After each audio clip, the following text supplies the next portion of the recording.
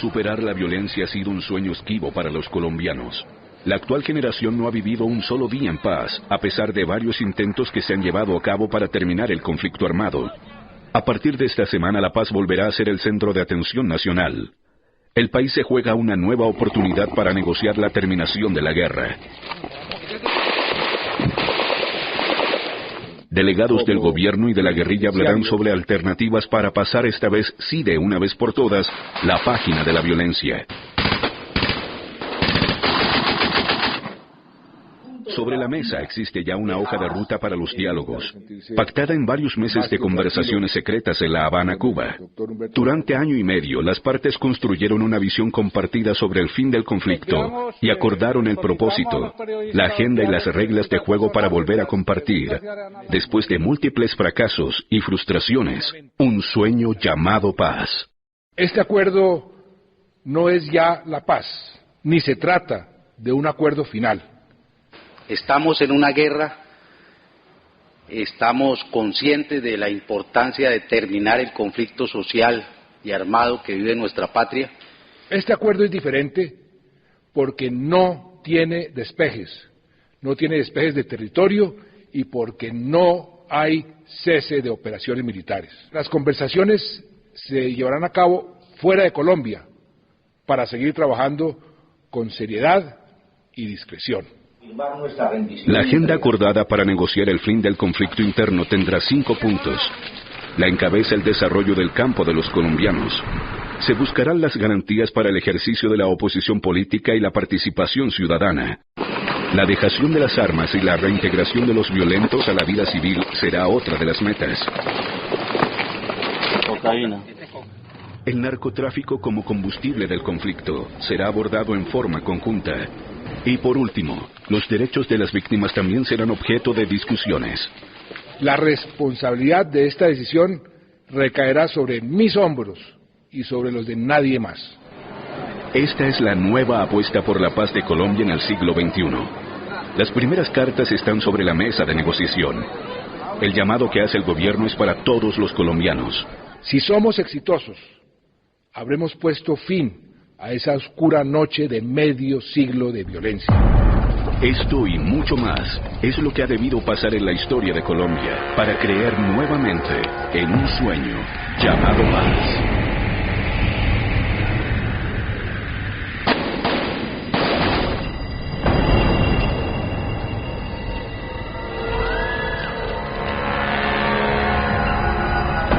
La historia del conflicto armado colombiano y la de sus procesos de paz en búsqueda de la concordia están íntimamente ligados a los sucesos ocurridos cuando se inicia, en la segunda mitad del siglo XX, la época de la violencia.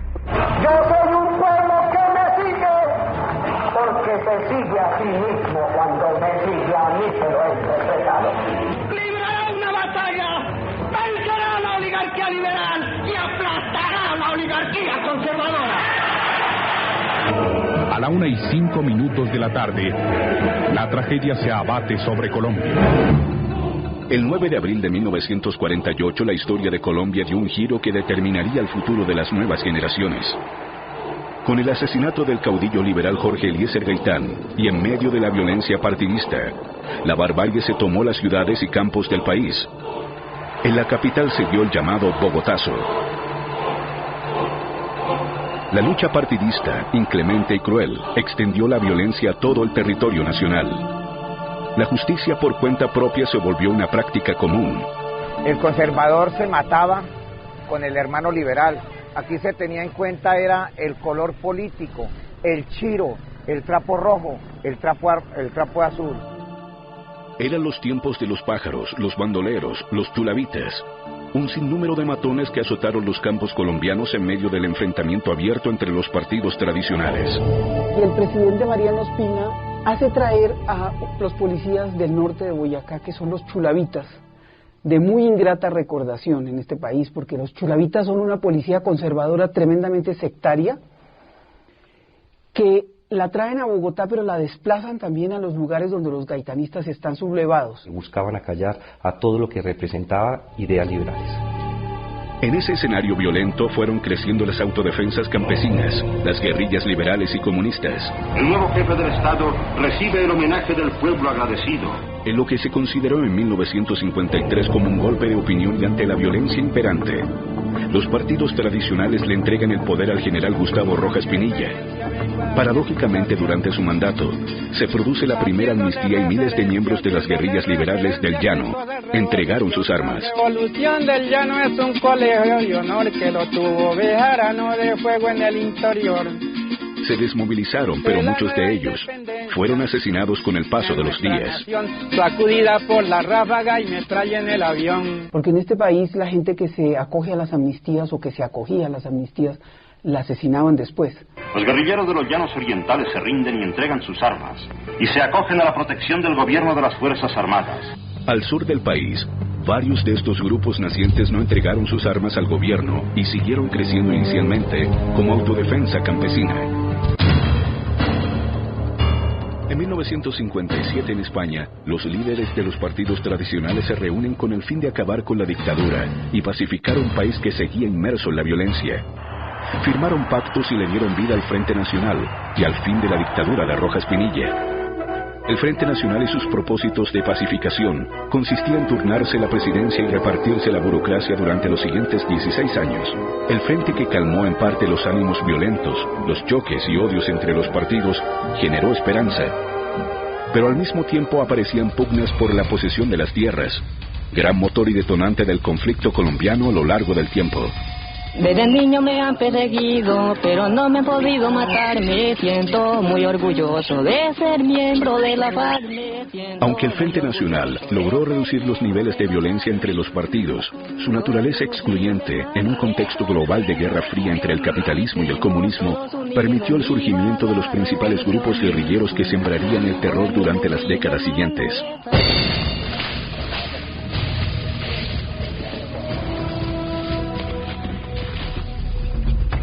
Las FARC se criaron al amparo de las llamadas repúblicas independientes. Nacieron en ellas. En ese entonces eran consideradas como reducto de bandoleros liberales y campesinos comunistas, con tendencias ideológicas cercanas al comunismo agrario.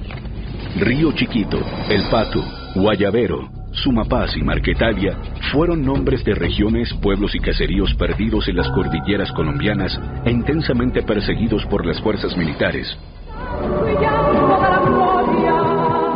Bajo la doctrina de seguridad nacional impulsada por Washington, con el fin de espantar el fantasma de la Revolución Cubana de 1959.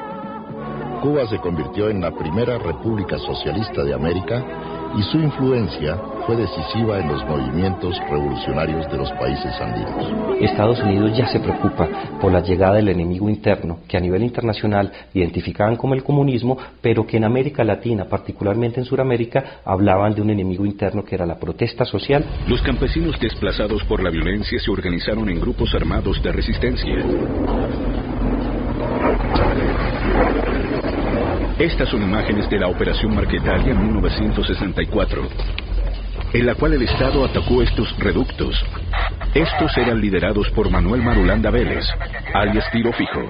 Creamos un programa en el que se dio a conocer a toda la opinión pública y al que se han adherido otra cantidad de movimientos revolucionarios y están de acuerdo y seguimos luchando por ese programa. Esta operación militar se convierte en el momento en el cual las FARC nacen como un ejército revolucionario con un claro propósito: la toma del poder por la vía de las armas. El David es un destacamento de campesinos liberales comunistas armados. Empiezan a ser muy acosados por los chulavitas y por los conservadores. Entonces ellos rompen, digamos, ese asentamiento y se meten a lo que después va a ser conocido como Marquetalia.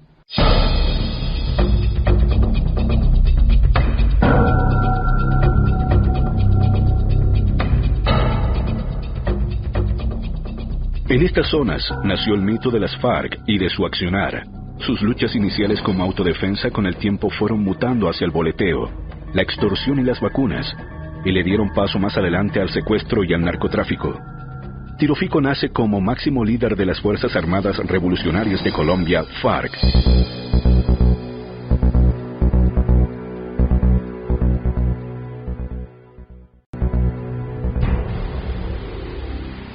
En 1965, el ELN, Ejército de Liberación Nacional, inicia actividades cuando un grupo de 30 guerrilleros se toma la población de Simacota, Santander, bajo el liderazgo de Fabio Vázquez Castaño. Este grupo ganó popularidad en los 60, cuando el sacerdote Camilo Torres ingresa a sus filas. Cuando las oportunidades son iguales. Camilo Torres caería muerto en combate meses después. Manuel Pérez llegó con otros curas españoles en 1967. Eran curas obreros y llegaron a Colombia, Cartagena de Indias, a un barrio pobre. Siguieron el ejemplo del cura guerrillero Camilo Torres y, como él, algunos murieron en los primeros combates. Nosotros llegamos sin todavía pensar en que el compromiso debía ser la lucha armada. Ya en los años 80, y bajo el mandato del llamado cura Pérez, el ELN se dedica al secuestro y a la extorsión y a destruir la infraestructura petrolera del país, dinamitando los oleoductos principalmente en el departamento de Arauca. Entre 1967 y 1970, nacería la guerrilla del EPL, Ejército Popular de Liberación. Toda esa revolución de los años 60 que, digamos, también conjugaba mucho de lo urbano y mucho de lo académico y mucho de lo religioso de los países. ¿Quiénes son estos manes? Ya en años más recientes, en 1974, nace el grupo guerrillero M-19, fundado por Jaime Bateman. Nos definíamos como la democracia en armas. Era un movimiento guerrillero que empezó en las ciudades y después, estando en Colombia, se fue al campo. Su programa era de 3 puntos: independencia nacional, democracia económica y política y justicia social.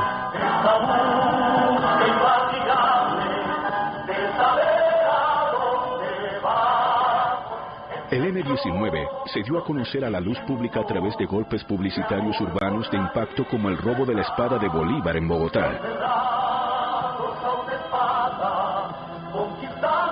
Esta urna contuvo la espada del Libertador que fue sustraída por el M-19.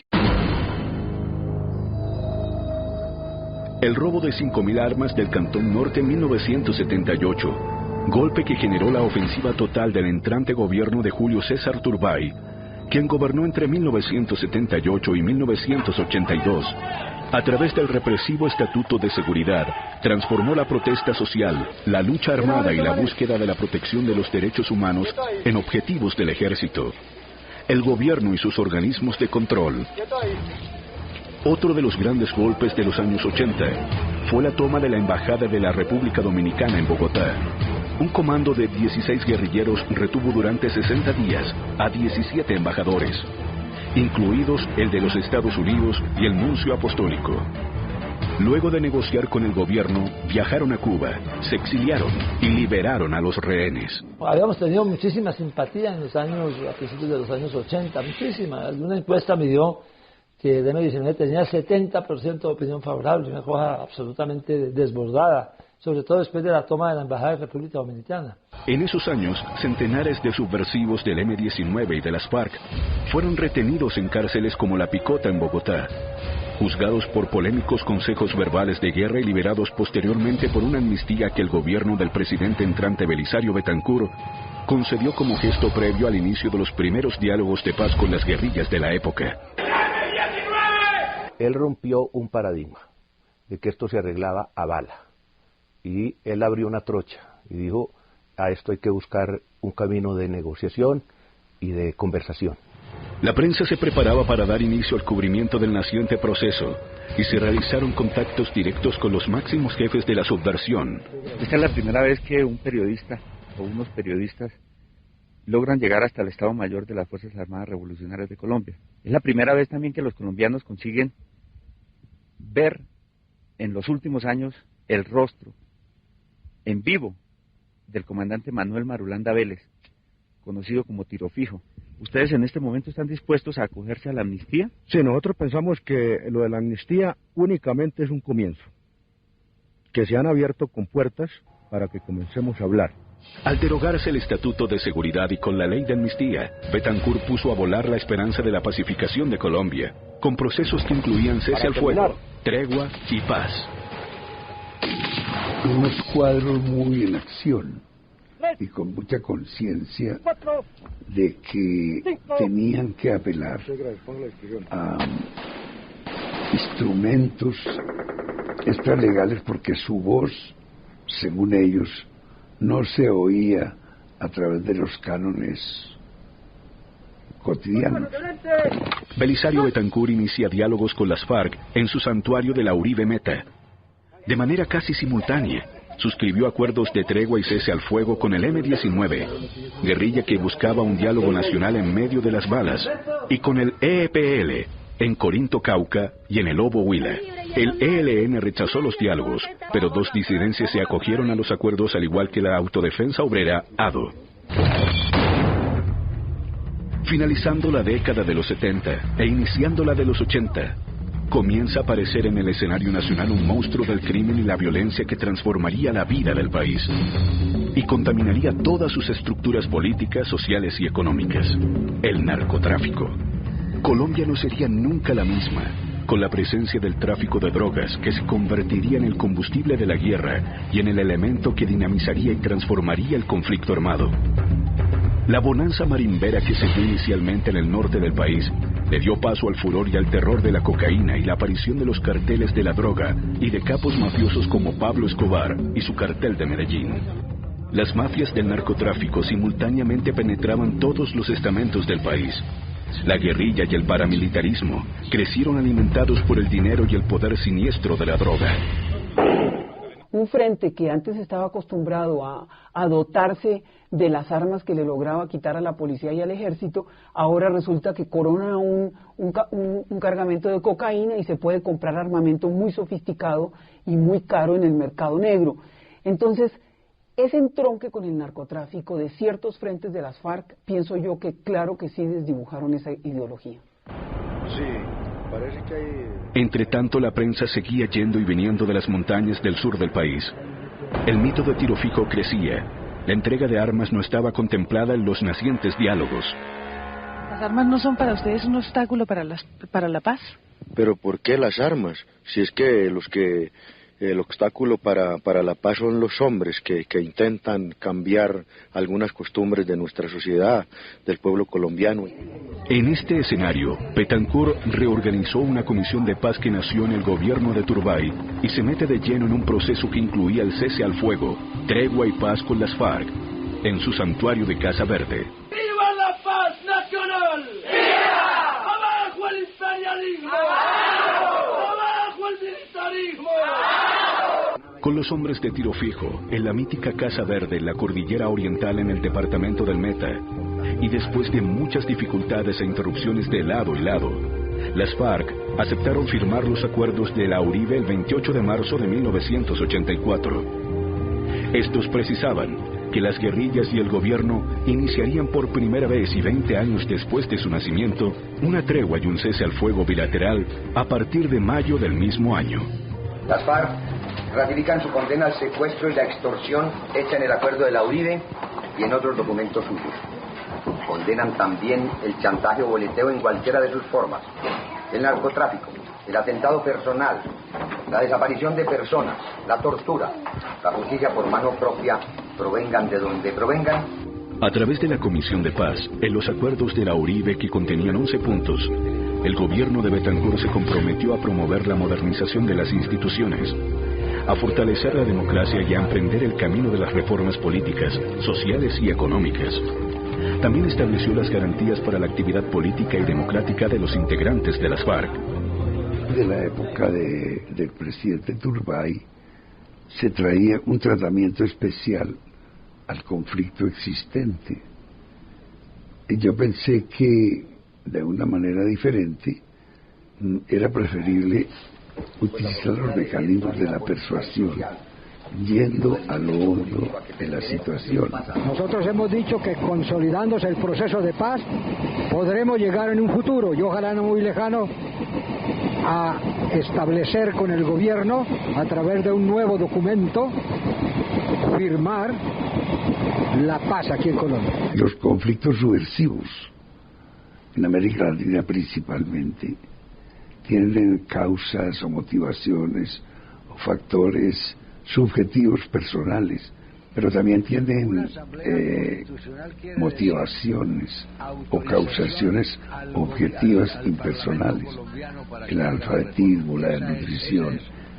El presidente Betancur, cuando llegó a la presidencia, dijo muy claro que en el conflicto colombiano había causas objetivas y causas subjetivas. En un momento muy complejo, porque era el momento de la exacerbación de los conflictos de baja intensidad en América Central, en particular El Salvador, Guatemala, Nicaragua, estaban viviendo unas situaciones de mucha convulsión y, como lo dijo en su momento el presidente Betancur, esos conflictos amenazaban con cundir por toda la región y por agravar el nuestro. En este país hay amigos de la paz y enemigos de la paz. Y en sectores militares, yo no digo los militares, digo en sectores militares, ha habido sabotaje a los acuerdos de paz en diferentes momentos, en los diferentes momentos en que esto se ha intentado. Ese nuevo nombre de este grupo que está atentando contra el país, contra nuestro sistema, contra Colombia, se llama narcoguerrillero. Fundamentalmente en el Caquetá, que es donde se encuentra el mayor número de laboratorios, y allá en cada laboratorio se encontramos que habían auditores, llamémoslos así, de las FARC y del M-19 que se han conformado en un solo grupo y que estaban controlando las salidas de la droga. Con el paso del tiempo, la verificación de los acuerdos fue un gran obstáculo. El proceso fue el centro de un intenso debate político y la tregua se vio amenazada por incumplimientos mutuos. Los señores de las FARC le dicen al gobierno, hay unos grupos que se llaman los paramilitares, estamos hablando de hace casi 30 años. El ejército, las FARC y el M-19 se enfrentaron en reiteradas ocasiones en plena tregua.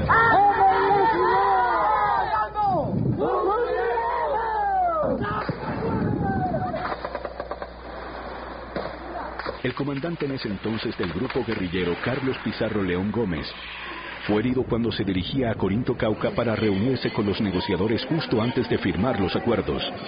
Estos se firmaron, pero los atentados y acciones violentas determinaron que en julio de 1985 quedaran rotos. Que se sepa muy bien que nuestro comandante es el pueblo y solamente al pueblo le rendimos nuestras armas.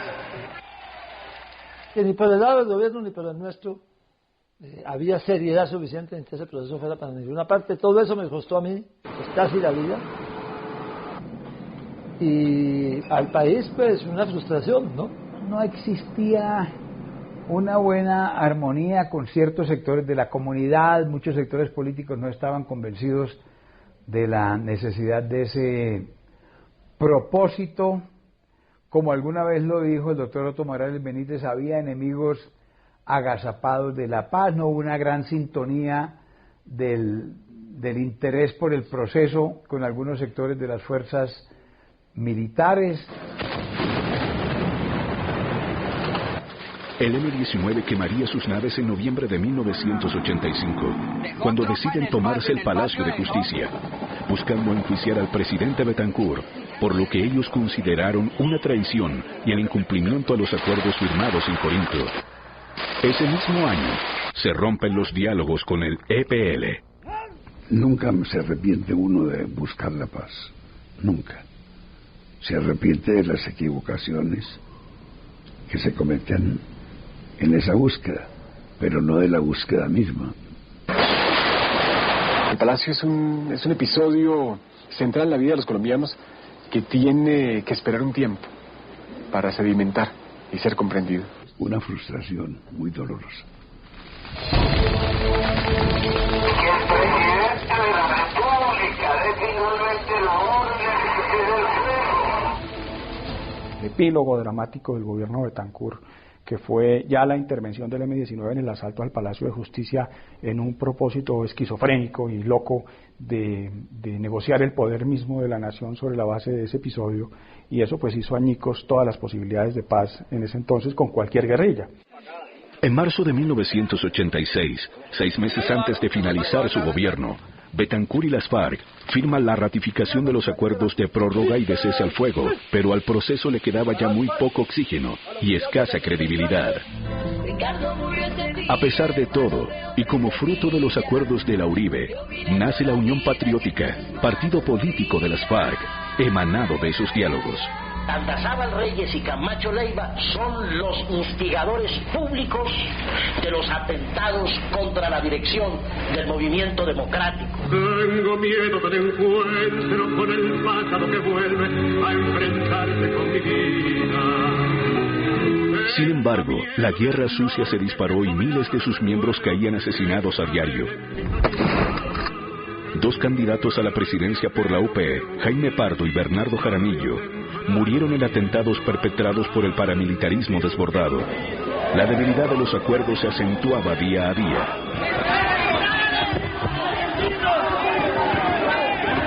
Aquí hay una cosa muy complicada y es el asesinato permanente y selectivo de cualquier persona que pretenda hacer cambios de fondo en esta sociedad. El narcoterrorismo de Pablo Escobar mantenía en cotidiana zozobra el país. Sin embargo, los esfuerzos por mantener una tregua débil e incipiente con las FARC continuaban en medio de las balas. Los señalamientos, recriminaciones mutuas y exigencias.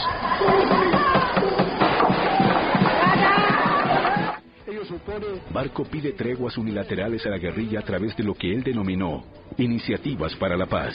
El presidente Barco edificó una política que comenzó siendo una política de mano dura, una política de acción decidida del Estado en contra de la insurgencia y en contra de las razones de la insurgencia, con el PNR, que lo había fundado Betancourt, pero lo ejecutó Barco.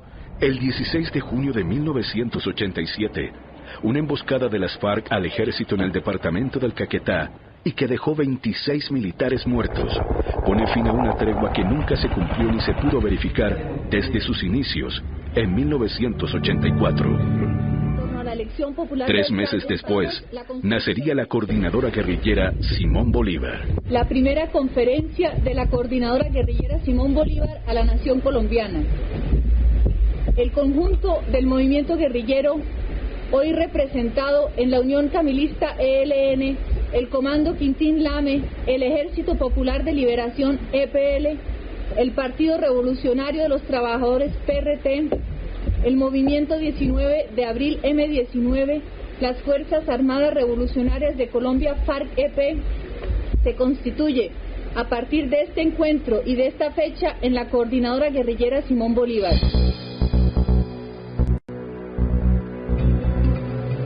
Al final de su mandato, Barco acoge a un M-19 debilitado política y militarmente, pero que después de la toma del Palacio de Justicia en noviembre de 1985, había demostrado su voluntad de desmovilización y entrega de armas. Entregar las armas a una comisión internacional, un organismo internacional respetable. Y su deseo de tomar parte de la Asamblea Nacional Constituyente, que se vislumbraba desde entonces. No está solo el movimiento guerrillero y un presidente buscando la paz. Hoy es la nación entera que reclama el diálogo, que reclama un protagonismo mayor, que reclama soluciones y que tiene confianza en que, hermanados en la búsqueda de estas soluciones, encontremos un camino con dignidad, con justicia social, un camino de entendimiento y de convivencia entre los colombianos. La liberación del político conservador Álvaro Gómez, secuestrado por el M-19, y las perspectivas de la constituyente agilizaron la desmovilización de este grupo guerrillero. Después de negociaciones y tras la firma de un indulto, el M entrega sus armas en Santo Domingo, Cauca. Corría el 8 de marzo de 1990. ¡Por Colombia! ¡Por la paz! ¡Dejad armas!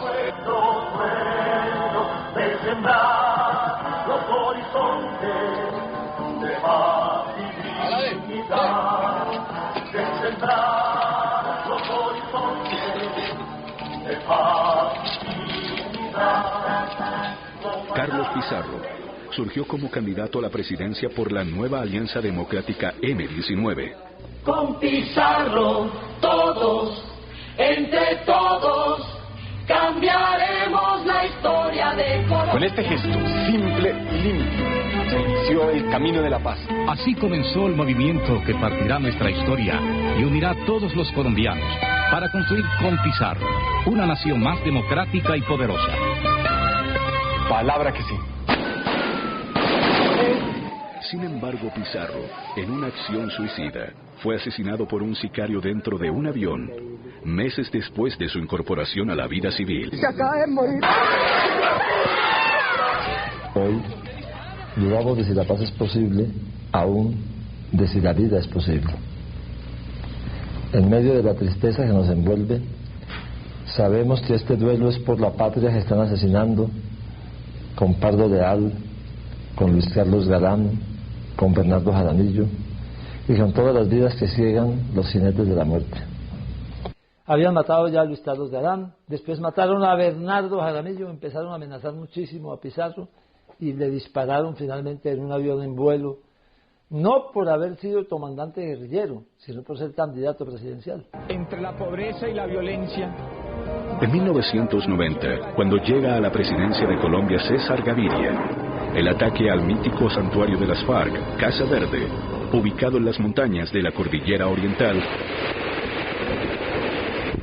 rompe nuevamente los intermitentes, inestables y carentes de credibilidad acercamientos entre las FARC y los gobiernos de entonces.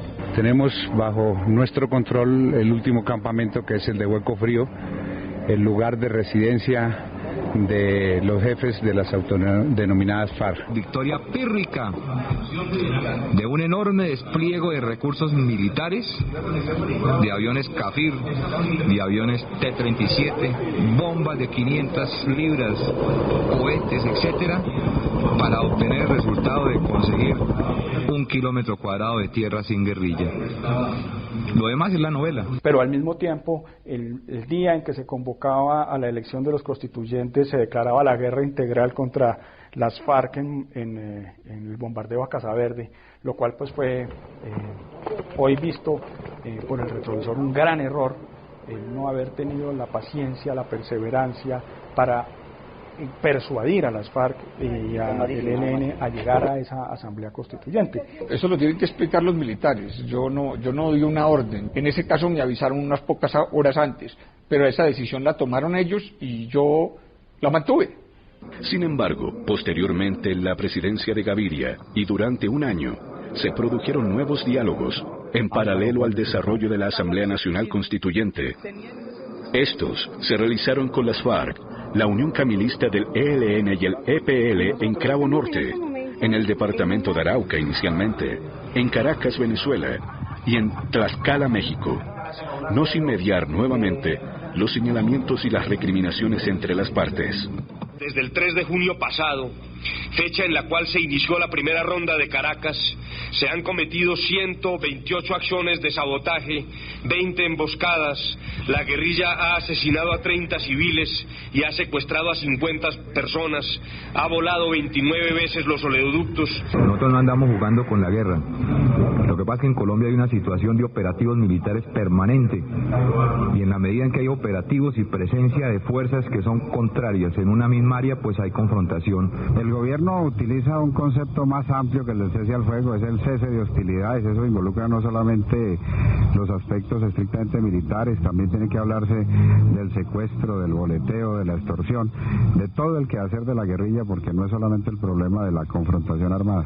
En los diálogos con la coordinadora guerrillera durante el proceso Gaviria, se acordó una agenda de 10 puntos. Se habló de cese de las hostilidades, desmovilización y reinserción, derechos humanos y de minorías étnicas, relación del proceso con la Asamblea Constituyente, paramilitares, impunidad y seguridad nacional, Estado, democracia y favorabilidad política, soberanía y recursos naturales. Además de la democratización de la política económica y social, diseño de un proceso que garantizara la superación del conflicto armado y el ejercicio de los derechos políticos sin el recurso de las armas. Se hizo en el exterior porque se consideraba que no estaban dadas las condiciones para que en Colombia se hiciera con un cese al fuego previo. Cuando uno decide negociar en medio del fuego, tiene que aceptar que la negociación tiene que marchar sin perjuicio de los efectos y de los acontecimientos que se dan en el escenario de lo militar. Estos nuevos intentos por buscar la paz en Colombia terminan en fracaso tras la negativa de la guerrilla de hacer un cese al fuego y luego del secuestro del exministro Argelino Durán por parte del EPL. Durán murió en cautiverio. No tuvimos el carácter suficiente ni la correa suficiente para hablar en medio del cese al fuego. Nunca logramos y nunca percibimos que iba a haber un compromiso contra la lucha armada, que iba a haber un abandono de las armas, y pues hacer la paz que no conduzca a un abandono de las armas y a un abandono de la lucha armada, pues no tiene mayor sentido. Hoy dejamos tal vez lo que nosotros más queremos. En estos tiempos, otros grupos subversivos que se habían acogido al diálogo en el gobierno Barco aceptaron el desarme y la reincorporación durante el mandato de Gaviria.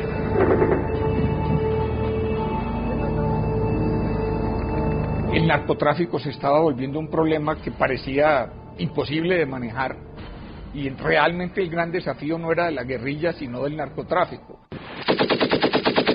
La crisis del país, agravada por la guerrilla, los paramilitares y el terrorismo desbordado del cartel de Medellín, generó una movilización nacional que ya se venía gestando desde años atrás con rumbo a una Asamblea Nacional Constituyente. Colombia entera en el recinto de la... Para muchos, esta fue la respuesta del país ante la conmoción que causó el asesinato en Soacha de Luis Carlos Galán, uno de los políticos más carismáticos y el crítico más vehemente contra el narcotráfico, asesinado por mandato de Escobar.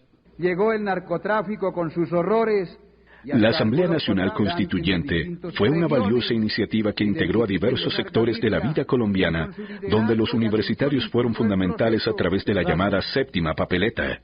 Queríamos hacer una constitución que durara, que fuera duradera, que fuera bien hecha, en que no estuviéramos pensando en los intereses nuestros inmediatos, sino por acuerdos en los intereses de la nación. No hay ningún espacio para la violencia política. La Carta de 1991 es un tratado de paz, el nuevo instrumento para la reconciliación. Hubo profundas conversaciones de mucho tiempo acerca de buscar coincidencias conceptuales sobre el concepto de igualdad, sobre el concepto de democracia, sobre el concepto de inclusión, sobre el concepto de transparencia en las elecciones. El sí a la Asamblea le daba vía libre a un gran esfuerzo nacional para modificar la centenaria Constitución de 1886. Asamblea Nacional Constituyente. En 1991, una nueva carta política le dio a Colombia esperanzas para salir de la violencia que seguía galopante. El país ganó en institucionalidad. Los derechos humanos y las garantías individuales de las minorías se fortalecieron. Frente al conflicto, sin embargo, no fue suficiente. Acabamos construyendo un país de ángeles en su digamos, estructura institucional, en la de la Carta del 91, pero para un país que iba a ver crecer sus demonios de una manera absolutamente insospechada. Eso fue lo que nos acabó pasando, que sellamos un pacto de paz incompleto, muy incompleto, que dejó a la violencia y a los irreductibles de la violencia por fuera. Las FARC y el ELN continuaron su lucha armada, mientras los paramilitares agrupados inicialmente en las autodefensas campesinas de Córdoba y Urabá, y luego en las siniestras Autodefensas Unidas de Colombia, comandadas por Carlos Castaño, azotaban el país y copaban territorios y rutas del narcotráfico. Durante el gobierno de Ernesto Samper, entre 1994 y 1998, el ELN dialogó con miembros de la sociedad civil en Maguncia, Alemania. De nuevo, a nada se llegó en esa oportunidad. La guerrilla de las FARC propinó los más duros golpes que hayan recibido las fuerzas militares en muchos años. El sargento del ejército capturado en la toma de Alicia Putumayo. Las FARC penetraron, asaltaron y secuestraron bases militares en zonas apartadas del país, estratégicamente importantes para las fuerzas militares y para la subversión. Hay que coger gente del Senado, de la Cámara, magistrados y ministros, los que integran los tres poderes, y verá cómo brincan. Los señores de la guerrilla creyeron que secuestrando parlamentarios iba a ser más fácil lograr el intercambio humanitario. No les funcionó para nada. No servimos ni de ñapa. En el Caquetá, en el Guaviare, en el Bichada y a través de una feroz guerra de movimientos, acorralaron y secuestraron a centenares de policías y soldados que pasarían hasta 14 años de sus vidas sometidos en el monte. Algunos políticos fueron igualmente secuestrados en usadas acciones guerrilleras. el momento más duro de la guerra en Colombia, porque fue el momento en donde la sociedad colombiana realmente se sintió derrotada frente a la guerrilla, sintió que la prolongación del conflicto lo único que iba a significar era la mayor capacidad de adquirir poder de la guerrilla y por lo tanto la posible victoria insurgente. Mucho miedo en los colombianos que no veían en sus instituciones políticas y menos en su establecimiento militar los verdaderos guardianes de su vida y su seguridad. Él tocó las puertas, pero fue infructuosa su gestión, estuvo salpicado por el tema del narcotráfico y la vinculación, por lo menos desde el punto de vista de la financiación del cartel de Cali en la campaña electoral.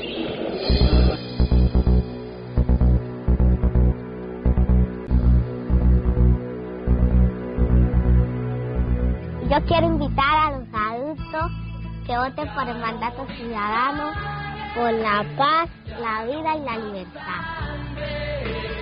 El país votó por la paz y ese fue el mandato que yo interpreté y por eso yo mismo dije, si lo que los colombianos votaron fue por la paz, vamos a hacer todos los esfuerzos, si hay voluntad de la FARC, a buscar un mecanismo que nos permita hacer la paz.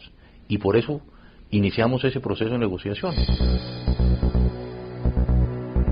Una reunión que no tenía antecedentes en la vida nacional se produjo en algún lugar de la selva colombiana. Estas imágenes sorprendieron a los colombianos y le dieron la vuelta al mundo.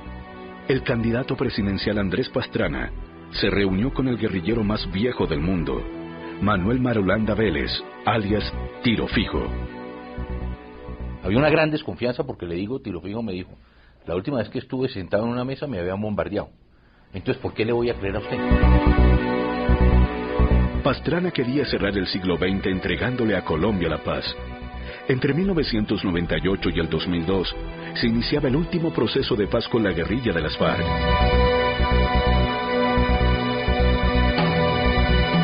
...34 años después de su nacimiento, luego de aquellos días de enfrentamiento y resistencia de la Operación Marquetalia en 1964...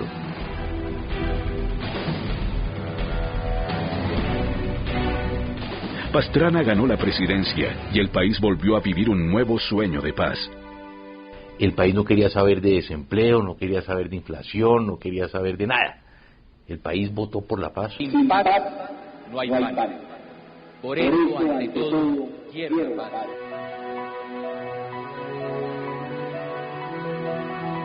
El mundo entero posó su mirada en este nuevo proceso. Luego de años de frustraciones, millones de desplazados, narcotráfico, reclutamiento de menores, violaciones al derecho internacional humanitario, víctimas y dificultades múltiples en lo social, lo económico y lo político. Yo no sé qué tanto quería la paz Marulanda. Ahí no se veían ganas de nada, ahí no se veía ganas ni de parte de las FARC ni de parte del gobierno de Pastrana. Eso fue un proceso dilatadísimo, lleno de trucos. No. Es difícil negociar en medio del conflicto. Porque la gente no entiende que cómo estoy yo sentado con la guerrilla y al mismo tiempo secuestran, matan, ponen carrobombas. Entonces es complicado.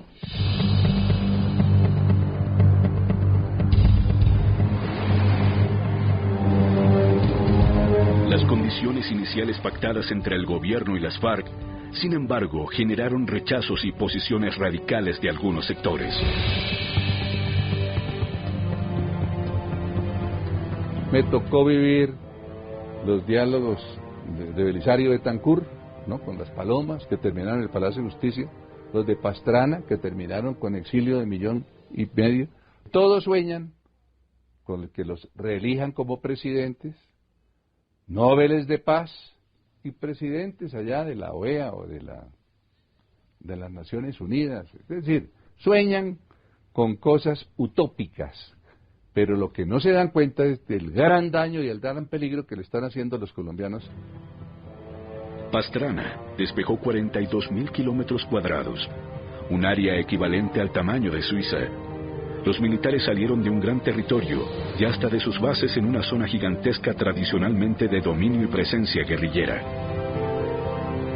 5 poblaciones: San Vicente del Caguán, centro de operaciones y de diálogos; La Macarena, Uribe, Mesetas y Vista Hermosa, quedaron en manos de centenares de guerrilleros que se convirtieron con el paso de los días y de múltiples prórrogas en los amos y señores Los enfrentamientos continuaron en el país y en las áreas alrededor de la llamada zona de distensión. Los secuestros, el tráfico de armas y cocaína y el amedrentamiento de la población eran normales en la zona del despeje. La comunidad internacional tomó parte de manera decidida en el proceso. Este escenario estaba ubicado entre los departamentos del Meta y Caquetá. En enero de 1999 se instalaron los diálogos y esta fue la bienvenida que las FARC le dieron al proceso. Este es el episodio de La Silla Vacía. Con la asistencia del presidente Pastrana y la ausencia de Marulanda Vélez, se instalaban oficialmente las mesas de negociaciones. Colombianos, hoy venimos a cumplir una cita con la historia. Tiro fijo dejó esperando a Andrés Pastrana el día del inicio de un proceso lleno de dobles discursos, improvisación, demasiados protagonistas y no pocos intereses velados por parte de las fuerzas subversivas. Yo estaba absolutamente tranquilo. Lo que pasó fue que yo creo que Tiro Fijo en ese momento, primero cumplió la palabra como yo se lo dije, porque él me dijo, yo voy a la iniciación del diálogo. Segundo, él decía que era un tema de seguridad porque nos iban a matar a los dos. Y yo le dije, si nos iban a matar a los dos, ¿por qué no me avisó a mí? Inclusive yo fui con mi hijo. Y tercero, había que entender a Tiro Fijo que era un hombre muy campesino, muy primario, gran político, pero muy primario, muy pragmático. Imagínese usted, si a uno le daba pues temor tener a más de 120 periodistas del mundo enfrente, a toda la comunidad internacional sentada uno, imagínese lo que era para Tiro Fijo. En el Caguán, las prórrogas, el narcotráfico y los atropellos hacían ver que un nuevo fracaso en materia de paz se vislumbraba en el horizonte en medio de un show mediático de grandes proporciones. Los medios están siempre picando la chiva, y eso es muy complicado. Un proceso de paz tiene que ser una cosa que se lleve al margen de los medios, de las noticias inmediatistas, porque es una cuestión que implica reflexión, se necesita tranquilidad para hacer un proceso de estos. El proceso del Caguán se llevó a cabo en paralelo con la aprobación del Plan Colombia, auspiciado por Estados Unidos, en el que la lucha antisubversiva se mezclaba con la guerra frente a las drogas. El 20 de mayo de 1999, después de 4 meses de conversaciones, gobierno y FARC llegaron a un acuerdo sobre una ambiciosa agenda de 10 puntos de discusión llamada Política de Paz para el Cambio. En la mesa se habló de derechos humanos y derecho internacional humanitario, análisis de la estructura económica y social, reforma política y del Estado, desarrollo alternativo y sustitución de cultivos, protección del medio ambiente, fortalecimiento de la justicia y lucha contra la corrupción, reforma agraria, desmonte del paramilitarismo, apoyo de la comunidad internacional al proceso de paz. 2 años después de haberse iniciado los diálogos, Pastrana y las FARC firmaron el Acuerdo de los Pozos, en el que manifestaron su voluntad de continuar con el proceso de paz y de discutir el cese al fuego y de hostilidades. Pero lo que la guerrilla hizo fue desplegar la capacidad criminal, y eso le empezó a generar unos costos políticos muy altos. Los costos de violación al derecho internacional humanitario, los costos del secuestro, los costos de su participación en el narcotráfico, todo eso que hizo contradictorios los fines con los medios y que por lo tanto llevó a la guerrilla a una profunda incoherencia que la llevó a un profundo desprestigio. Todos cometemos errores, y si se cometieron errores fue de buena fe. Hoy una zona de extensión ya no es posible. Primero porque legalmente no se puede dar. Y segundo porque hay 3 zonas de extensión. La zona de extensión era para hablar. Hoy la zona de extensión se llama Oslo, Cuba y Venezuela. Fuera de la zona de distensión, el país debatía y criticaba el proceso, que fue perdiendo apoyo ciudadano. Los manejos que las FARC le dieron a la zona de distensión, su actividad criminal y narcotraficante fuera de ella. Si la guerrilla sigue burlándose del país y el gobierno sigue entregando a la nación, ¿cómo vamos a pretender quedarnos quietos? El auge paramilitar y la laxitud del gobierno Pastrana acabaron con un proceso de paz que terminó con sabor a frustración, luego de innumerables muestras de falta de voluntad de las FARC y la improvisación del gobierno en las mesas de diálogo que se celebraron durante 3 años. O frustración, claro, pero además no por mí. En mi caso personal, porque era mi ambición y lo que yo quería era, ojalá hagamos la paz. ¿Cuántos muertos nos hubiéramos evitado? ¿Cuántos? Atrás quedaron los acuerdos de San Francisco de la Sombra, Caquetania y el de Los Pozos, como compromisos no cumplidos para recomponer el proceso. El secuestro de un vuelo comercial en el que viajaba Eduardo Heshem, presidente de la Comisión de Paz del Congreso, le puso punto final a la historia del Caguán. Pensé que en cualquier momento me podrían dar un tiro de gracia y devolverme en una bolsa negra de plástico como una retaliación a los hechos que se estaban sucediendo en el Caguán, bombardeos y el desalojo de la FARC de esa zona. Ese día, fíjese, íbamos a firmar el cese al fuego de hostilidades. Ya estaba listo. ¿Y con quién lo habíamos estudiado? Con los militares. Estaba listo para firmar un cese al fuego. En el 2002, a Pastrana se le rebosó la copa, ordenó una gran ofensiva militar y retomó la tristemente célebre zona de distensión.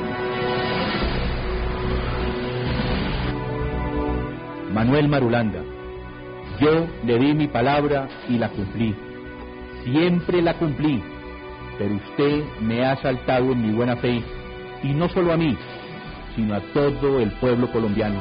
Centenares de civiles, policías y soldados colombianos quedaron secuestrados en la selva y se convertirían en el tesoro más preciado de las FARC, con miras a la llegada de Álvaro Uribe a la presidencia. Nosotros oíamos los bombardeos, tal vez tan cerca que en algún momento sentíamos estremecerse las paredes de esa cárcel, lo que había a nuestro alrededor.